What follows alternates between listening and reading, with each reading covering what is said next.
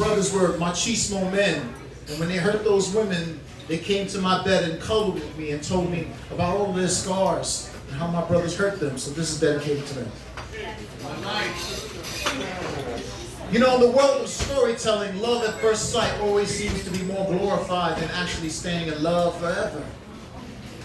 We're so fascinated with the star-crossed tales joined together in a flash, like Romeo and Juliet's romance lasted only 3 days. If you were lucky enough to read it, and for all the ballads written for the silver screen, it's mind-blowing how the critics believe there was no greater love in the world of movies than West Side Story, which was a tragedy.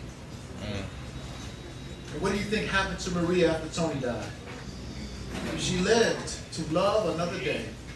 And probably a lifetime after, but no one wants to hear that story. No one wants to see her in the arms of another lover, see her shape up to be different. Settle down, gain a little weight, grow a little whisker.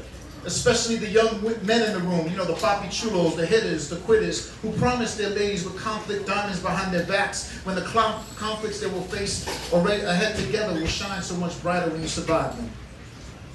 So what does it take to love a woman forever? After your heart skips a beat, after she takes your breath away, after the honeymoon sets and the sun rises, when the makeup washes away with time, when you hope she would age like fine wine until her hourglass shape has to deal with the grapes of wrath, will you still love her? When she no longer has that look, those thin city hips you stalked her for, when the child puts tiger stripes around the piercings of her belly, will you still be there? Sorry, I'm just going through the loud commentary. Let's go.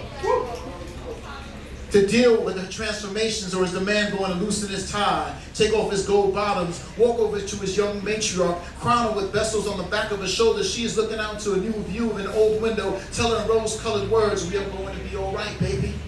Let her know the long scar below the beaded jewelry of her waist is a new timeline for you both to share. Mark it with a red Sharpie, pick the nails on her crow's feet with black chola eyeliner, help her zip her jeans with a wire hanger, dust off her faja, dance with her while you play her father's favorite bolero. Keep going, you better love that woman. Will you be there if the dark visitor ever arrives, knocking on the front door of her breast?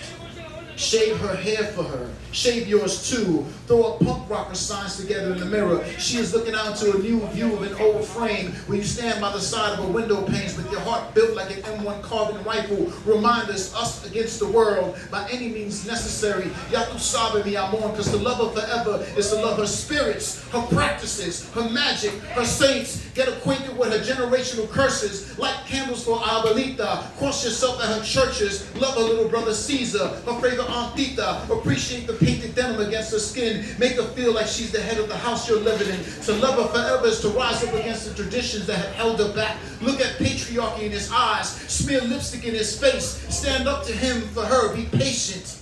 Be patient. Be patient. Stand on the front line of her rights to be alone for once. Because every woman has the right to be alone for once.